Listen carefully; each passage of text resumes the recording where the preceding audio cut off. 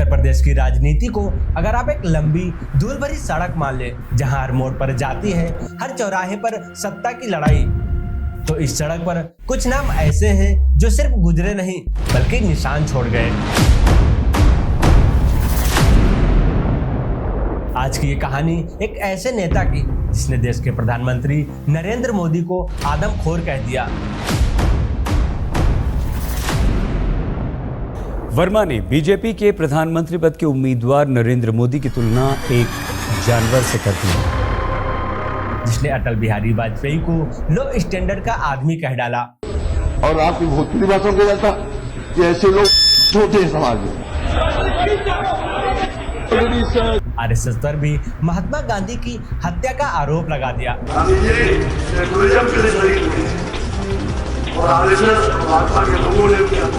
और इतना ही नहीं, चुनाव आयोग को भी खुली चुनौती देने से नहीं हिचका। हमको नोटिस दो, चाहे हमको बर्खास्त कर दो, चाहे हमको जेल में डाल दो, चाहे हमको फांसी दे दो। नाम Beni Prasad Verma. Shri Beni Prasad Verma. Shri Beni Prasad Verma. Beni Prasad Verma. Beni Prasad Verma. Now Beni Prasad Verma. Well, Beni Prasad Verma has once again kicked up a political controversy. एक ऐसा नेता जो उत्तर प्रदेश की राजनीति में सिर्फ कुर्सी तक सीमित नहीं रहा, बल्कि समाज की नसों में बहने वाली जातीय राजनीति को अंदर से समझता था और उसी से लड़ता भी था। उत्तर प्रदेश में जहां ओबीसी मतदाता कुल वोटरों का 40 से 50% तक हैं, वहां कुर्मी समाज की आवाज बनना कोई आसान काम नहीं था, खासकर तब जब राजनीति में यादव वर्चस्व एक सच्चाई बन चुका था। तो सवाल उठता है, क्या एक कुर्मी नेता इस वर्चस्व को चुनौती दे सकता था? क्या बिना भावनाओं को भड़काए सत्ता के समीकरण बदले जा सकते थे? बेनी प्रसाद वर्मा इन्हीं सवालों के जवाब खोजते हुए आगे बढ़े। उनकी राजनीति न तो पूरी तरह आदर्शवादी थी, न ही सिर्फ अवसरवादी। उनके गठबंधन बदलते रहे, लेकिन उनका मकसद हमेशा एक रहा, अपने समाज को राजनीतिक ताकत दिलाना। केंद्र सरकार में रहते हुए उन्होंने टेलीकॉम और स्टील जैसे अहम मंत्रालयों में काम किया। Union steel minister Beni Prasad Verma. ये वो क्षेत्र थे जहां फैसले सिर्फ फाइलों पर नहीं, पूरे देश की दिशा तय करते थे। और यहीं से एक जमीनी नेता राष्ट्रीय राजनीति का हिस्सा बनता है। ये वीडियो आपको बताएगी कि जात की राजनीति कैसे बदलती है, वफादारी कब मजबूरी बन जाती है और बयानबाजी कैसे ताकत भी बन सकती है और खतरा भी। सब कुछ बिना बढ़ा चढ़ाकर, बिना किसी पूजा पाठ के, एक ऐसी कहानी जो आपको सोचने पर मजबूर कर दे।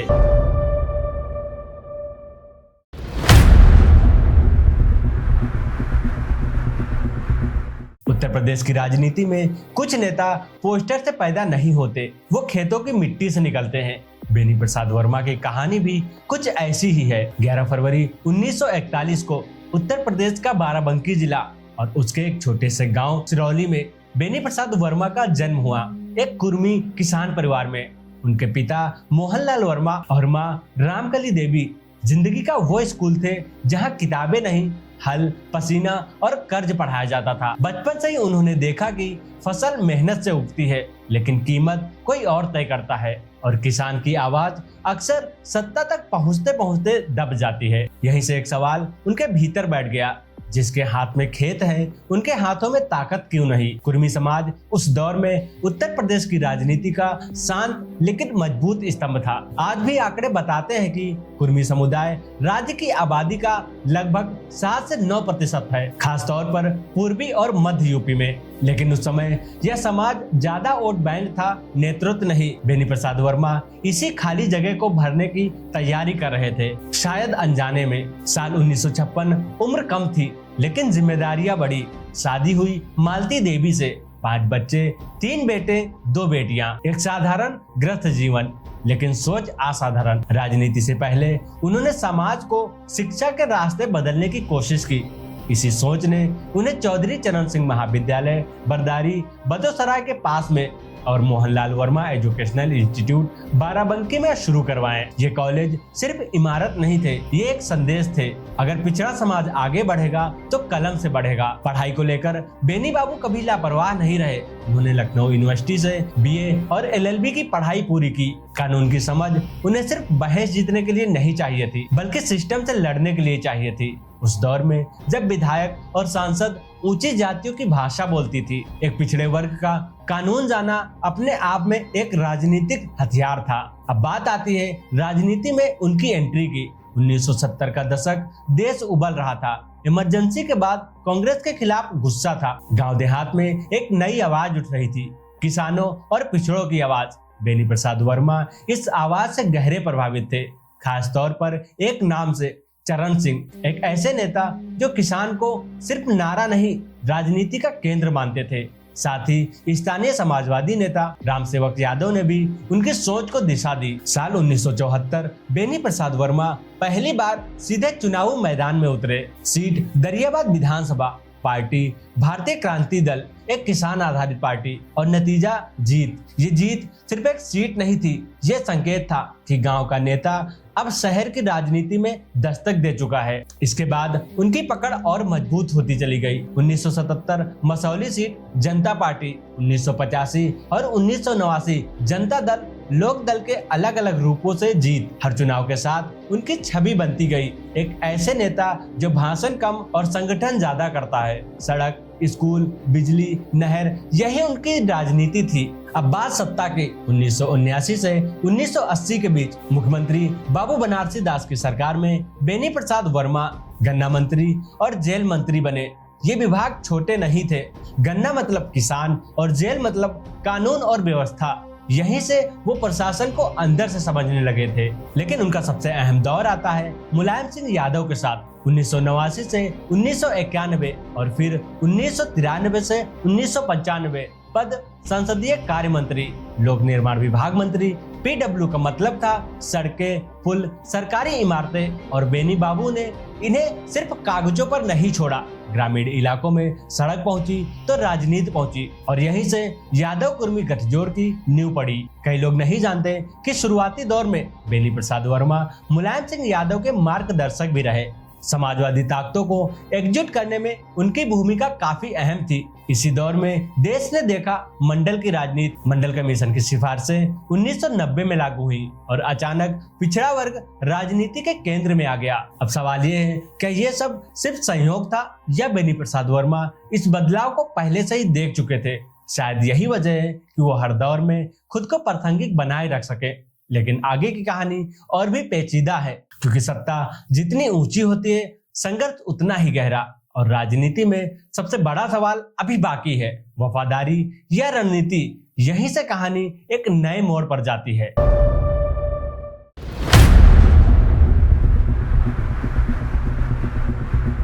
राज्य की राजनीति अगर एक नदी थी तो 1990 का दशक बेनी प्रसाद वर्मा के लिए उस नदी से निकलकर समंदर में उतरने का वक्त था। अब लड़ाई सिर्फ विधानसभा तक नहीं थी, अब सवाल था देश की राजनीति में जगह बनाने का। साल 1992 जनता दल टूट चुका था, समाजवादी विचार बिखर रहे थे, और ठीक उसी समय बेनी प्रसाद वर्मा एक बड़ा फैसला लेते हैं, समाजवादी पार्टी का गठन।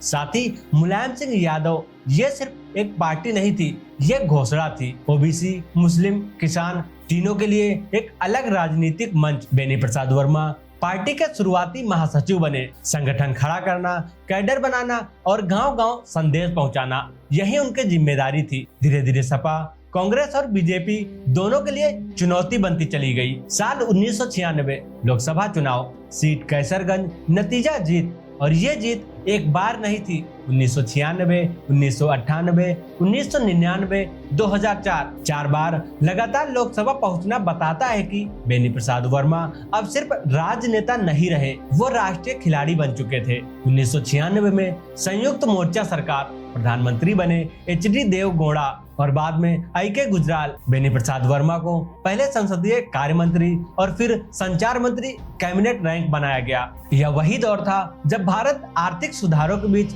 टेलीकॉम क्रांति की ओर बढ़ रहा था। उनके कार्यकाल में एक ऐतिहासिक कदम उठाया गया, telecom regulatory authority of India कानून 1997।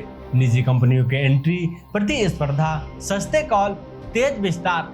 आज जो मोबाइल हर हाथ में है उसकी नींव इसी दौर में रखी गई। लेकिन सवाल ये भी है, क्या सत्ता के साथ टकराव भी आता है? 2000 के दशक के मध्य में समाजवादी पार्टी के भीतर एक नया पावर सेंटर उभरता है, नाम अमर सिंह। यहीं से बेनी प्रसाद वर्मा खुद को हाशिए पर महसूस करने लगे।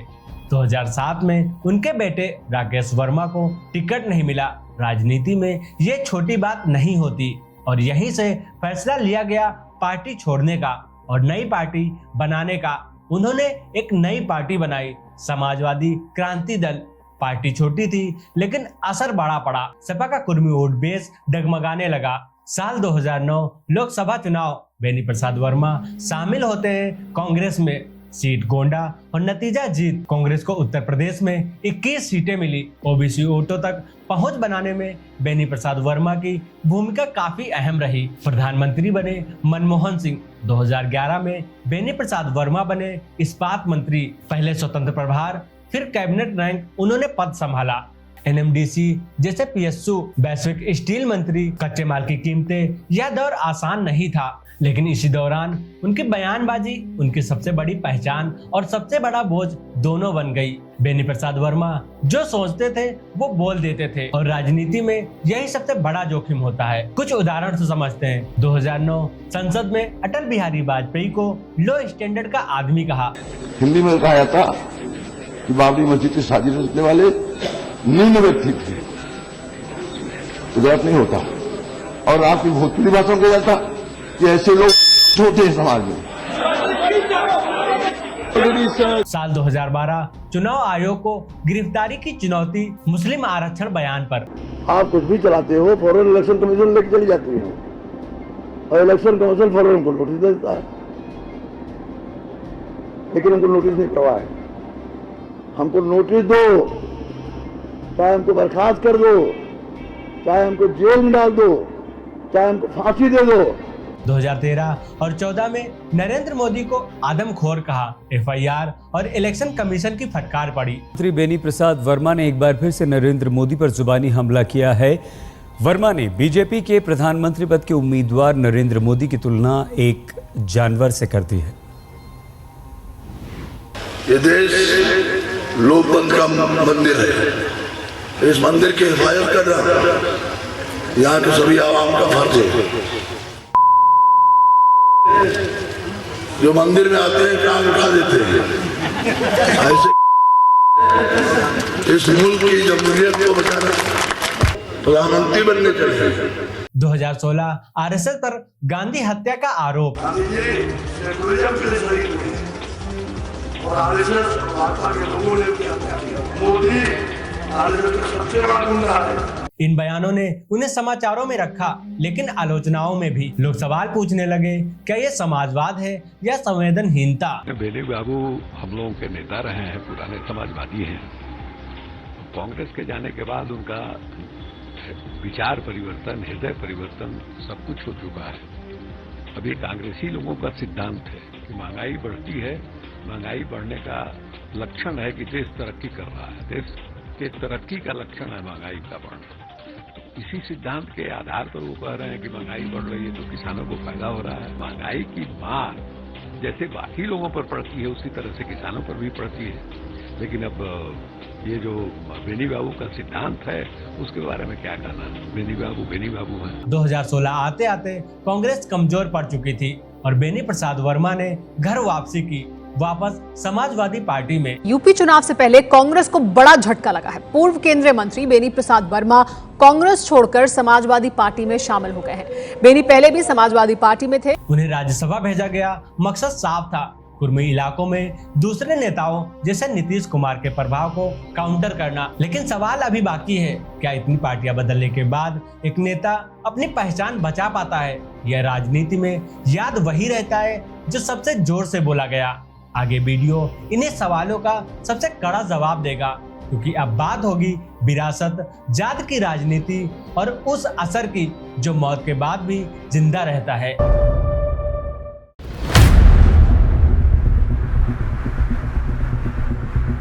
राजनीति में किसी नेता की असली परीक्षा अक्सर उसकी जिंदगी के बाद शुरू होती है, क्योंकि तब सवाल ये नहीं होता उसने क्या कहा, सवाल ये होता है उसके बाद क्या बचा, आगे क्या चला, आगे उसकी राजनीति ने किसे ताकत दी। बेनी प्रसाद वर्मा की कहानी यहीं से और ज्यादा दिलचस्प हो जाती है। बेनी प्रसाद वर्मा खुद जमीनी राजनीति से निकले थे, लेकिन उनके बाद राजनीति परिवार तक पहुंची। उनके बेटे राकेश वर्मा मुलायम सिंह यादव की सरकार में जो राज्य मंत्री बने, सत्ता का अनुभव मिला, लेकिन राजनीति कभी सीधी रेखा में नहीं चलती।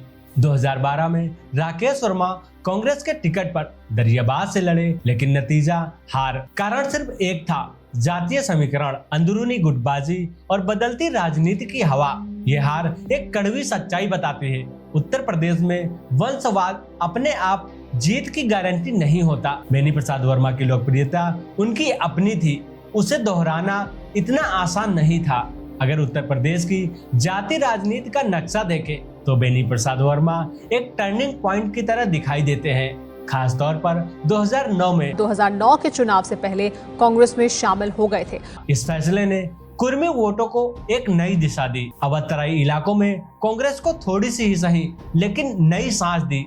इससे समाजवादी पार्टी को तुरंत झटका लगा। बेनी पहले भी समाजवादी पार्टी में थे, लेकिन मुलायम सिंह से झगड़ा करने के बाद, क्योंकि ये साबित हो गया कि सिर्फ पार्टी नहीं, नेता भी गठबंधन बदल सकता है। उनकी दल बदल सपा की एकजुटता को कमजोर करती थी, लेकिन साथ ही एक सच्चाई उजागर करती थी।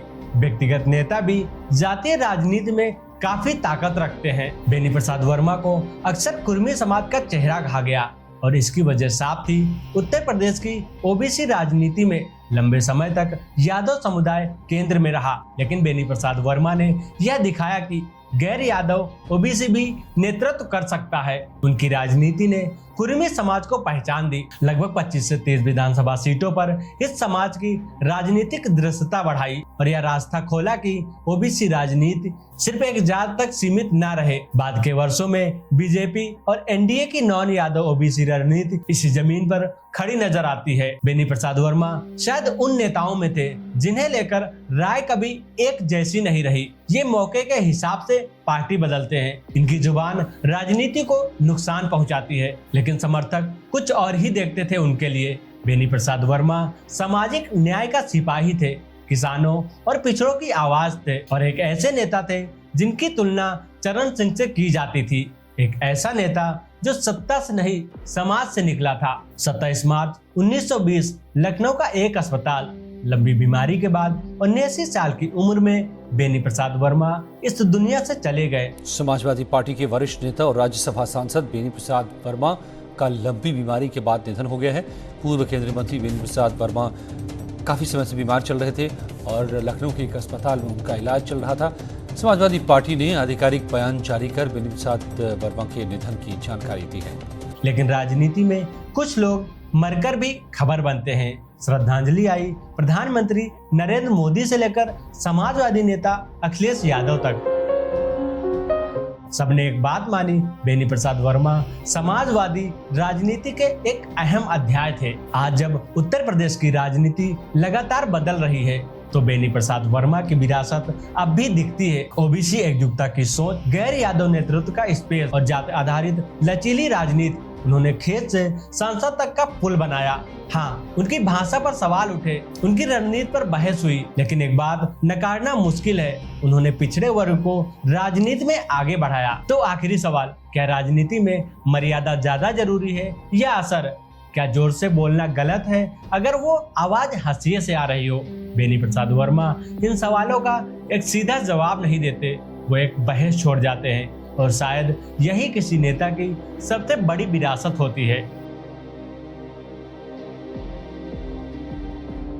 आपको ये वीडियो कैसी लगी हमें कमेंट बॉक्स में जरूर बताएं और अगला वीडियो किस शख्सियत पर देखना चाहते हैं ये भी हमें बताएं। मिलते हैं नेक्स्ट वीडियो में।